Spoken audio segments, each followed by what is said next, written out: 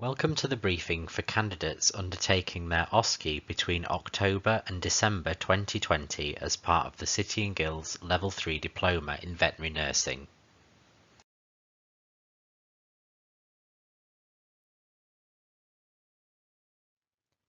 This briefing has been created to support candidates who will be undertaking a COVID-safe OSCE with City and Guilds.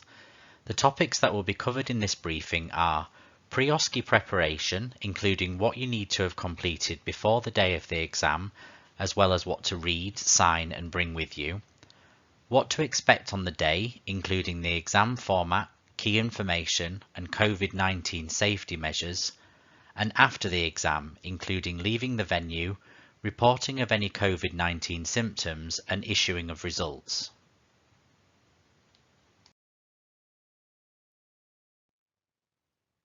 Government guidance must be followed on the day of the exam.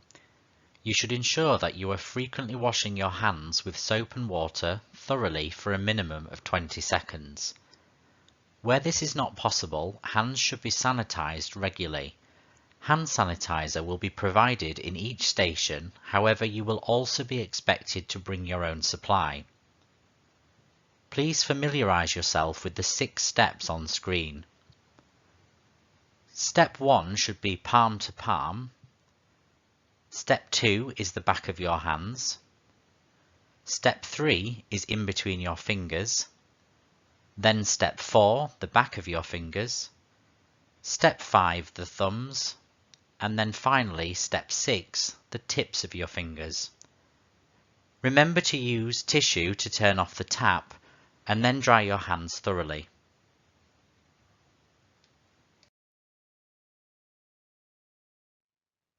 To reduce the risk of catching or spreading coronavirus, try to keep at least 2 meters away from other candidates or examiners. Social distancing is essential to stop the spread of coronavirus, as it is more likely to spread when people are closer together. You should avoid touching things that other people have touched where possible.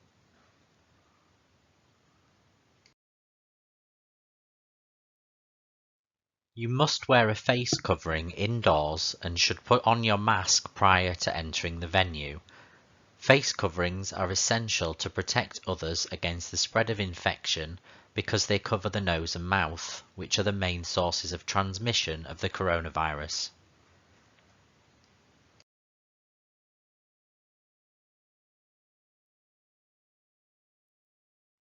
Before the day of the OSCE, there are a few key pieces of information you must read. This is to ensure that all candidates have a good understanding of the requirements and mitigations that have been put in place for the safe delivery of the OSCEs. Firstly, it's important that you read the OSCE Covid-safe delivery guidance available on the Vet Nursing page of the City and Guilds website. This document has been designed for hosting venues, candidates and examiners and includes all key guidance relating to the safe delivery of the OSCEs this year. You will also need to keep up to date with the latest government guidance for coronavirus, which can be found on the gov.uk website. We will also be monitoring this, and should anything change, we'll keep your college or training provider up to date with the latest developments. Depending on the hosting venue of your OSCE, there may also be specific guidance that you will need to read for that venue in order to follow the safety measures put in place. These will also be available on the Vet Nursing page of the City and Guilds website. There is also an online candidate declaration which must be signed prior to completing your OSCE. Anyone who has not completed the declaration will not be permitted to take their exam. Candidates are requested to download the relevant NHS app onto their mobile device where possible. When you enter the venue, you can scan the venue QR code, and whilst this is not mandatory, we strongly encourage this to help protect others.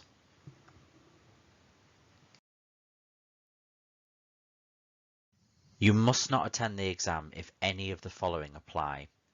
Either you feel unwell or are showing any symptoms of COVID-19, you have knowingly come into contact with anyone who has tested positive for COVID-19 within 14 days prior to your exam date, or you or someone you live with is awaiting results of a COVID-19 test, regardless of whether they are asymptomatic.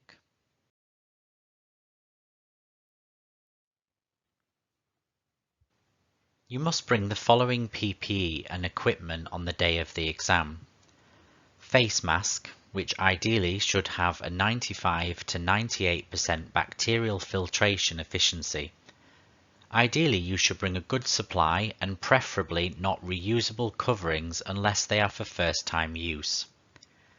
Hand sanitizer, which should be a minimum of 60% alcohol content. Full face visor or shield. Pens. Calculator. Scissors. A fob or wristwatch. A box of disposable non-latex powder-free gloves. At least 4 pairs of surgical gloves for the theatre practice tasks, laboratory goggles for laboratory diagnostics tasks, and finally 2 disposable surgical gowns for theatre practice tasks. You may also bring antibacterial or alcohol wipes should you wish. If you don't bring this equipment, we will not be able to provide this on the day of the OSCE, and you may not be permitted to participate in the examination. Whilst we appreciate it may not always be possible, you should try to avoid the use of public transport to get to the exam. When arriving at the venue, please wait in your car outside, or if you've travelled by other means, always wait in a suitable, safe area maintaining social distancing. Displayed upon entry to the venue will be a QR code, which you will need to scan if you have downloaded the relevant NHS app. If you are not able to scan the QR code, you will be asked to provide your contact details when checking in. Next, you will have your temperature taken using an infrared thermometer. Only candidates who have a temperature below 37.8 degrees Celsius will be permitted to enter the exam. Next, we'll perform an identity check, so please ensure you bring a valid form of ID with you on the day. You may remove your mask and visor for this part of the process. Once these checks have been carried out, you will then be able to check in for your exam. You'll be asked to verbally confirm that you are fit and well to participate in the examination. At this point, you must put on your mask and your face visor and then sanitize your hands. Whilst posters will be displayed informing that no web-enabled devices are permitted, we are allowing those of you who are using the NHS app to keep your phone on you, such as in a pocket. The phone must be kept on silent with vibration switched off and must not be used at any point in the venue unless in an emergency. Anyone found to be abusing this rule will be immediately disqualified, and if you do not wish to use the app or can't because of system requirements, your phone must be stored away in your personal belongings. There will be no changes to the number of tasks you need to complete or any changes to the pass criteria. However, to reduce the number of examiners and candidates present at the venue at a time, we have reduced the number of booths that an OSCE task may be delivered in. Therefore, there will be instances where more than one task will be delivered separately in the same booth. This will likely be 2 tasks per booth, reducing the total number of booths to 6. Only 1 examiner and 1 student can be present in the booth at a time. The tasks will remain entirely separate, each 6 minutes long, and will not be combined.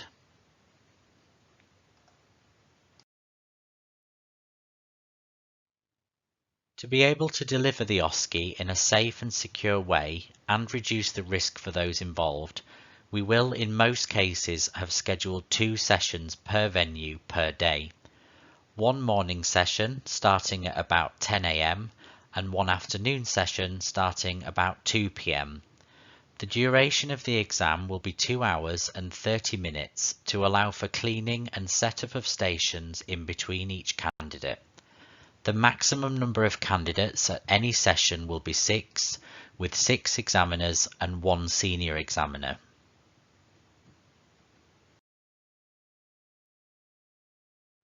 This diagram shows an example of how a venue may be set up for the OSCE. Your venue may look slightly different depending on the rooms and facilities available, but the same principles will apply. In this case, there are 6 booths where tasks will be examined. There will be 1 examiner in each booth, shown by the red icon. Each booth will be labelled alphabetically depending on how many there are at the specific venue. The senior examiner, shown by the green icon, will be also present in the room. As a candidate, the blue icon, you will be shown to a waiting area and have a seat allocated to you. Once you have completed each task, you must return to this seat until instructed to move to the next task. Before the exam starts, you will be provided with a pack which will include the instructions and scenarios for each task. You will then be given the running order of the exams and asked to place your packs in that order. The running order will flow around the room and you won't necessarily start with booth A. So, as an example, using the diagram on screen, this could start with booth C, diagnostic imaging task, followed again by booth C, but with the laboratory diagnostics task, and then moving on to booth D, nursing care tasks.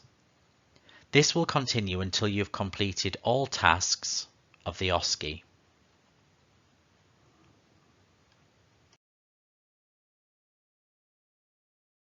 The practical skills examined in your OSCE may include nursing care, diagnostic imaging, theatre practice, supporting anaesthesia, and laboratory diagnostics.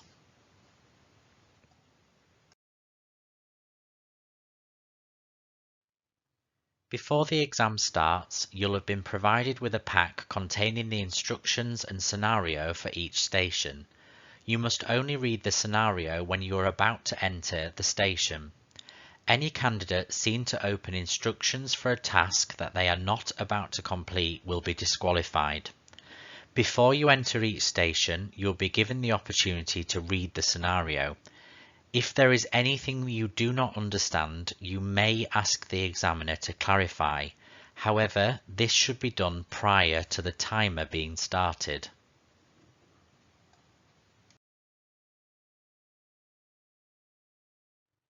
Everything you require to complete each task will be provided within the station. However, for the upcoming OSCEs, we have asked you to provide some additional PPE. This will need to be used in some scenarios, for example gloves and gowns for theatre practice tasks, or goggles for laboratory diagnostics tasks. All tasks have been risk assessed to ensure they are safe to be carried out in the COVID pandemic. This may mean, however, that equipment or scenarios has been adapted slightly to ensure that tasks can be delivered safely. This will not have any impact on the requirements of the tasks or the marking of each task. We are aware that the equipment may differ slightly from that used in your normal practice. If you are unsure how the equipment works, you may ask your examiner, but you must show them specifically what you are asking for. Every candidate will start the exam at the same time using a centralised timing system. Once the exam has started, you will be given time to read your scenario. Once this time is up, you will be notified that you are able to enter the OSCE station and start your task. Where a task requires gloves, you will need to use the ones you have brought with you. We won't supply these for you. You will be notified of this within your scenario instructions. You may talk through the task if you want to, but remember that you are being assessed for your practical performance, so don't stop what you're doing to explain something, as this may slow you down. If you think that you've made a mistake, you should tell the examiner and you will be given the opportunity to retrieve the situation. However, the timer will not be paused or restarted. Some of you may have a second person, likely the senior examiner, observing the examination from outside the booth. This person will normally be undertaking examination quality assurance checks and they are not judging your performance.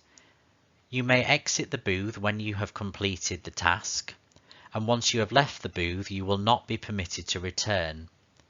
Although there may be more than one task within the booth, as these are separate, you must exit the booth after completing each individual task. You may return to the same booth to complete your next task, depending on the running order of the exam. We will move you around each of the stations, and after each station, sit where indicated by the senior examiner. You must not talk to other candidates whilst waiting.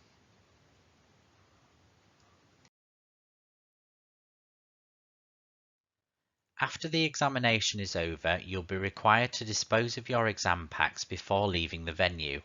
This process will be supervised by the senior examiner.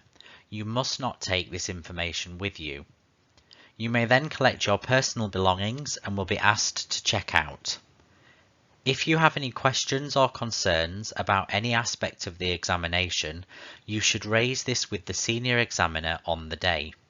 This will give them the opportunity to investigate and will be useful if an examination appeal or inquiry is lodged.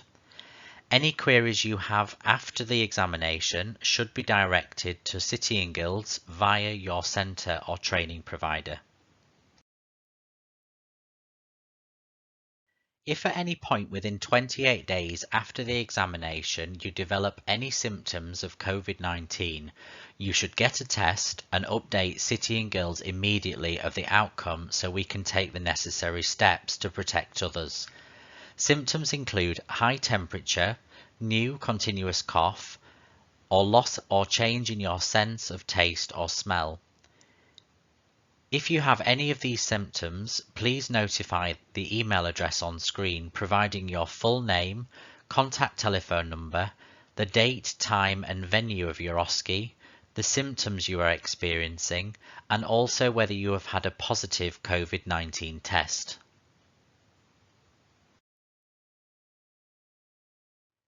Your OSCE results will be made available to your college or training provider via our online administration system. For candidates who undertake the OSCE in the October-November series, results will be available this year on Monday the 7th of December. For candidates who undertake the OSCE in the November-December series, results will be available next year on Monday the 18th of January.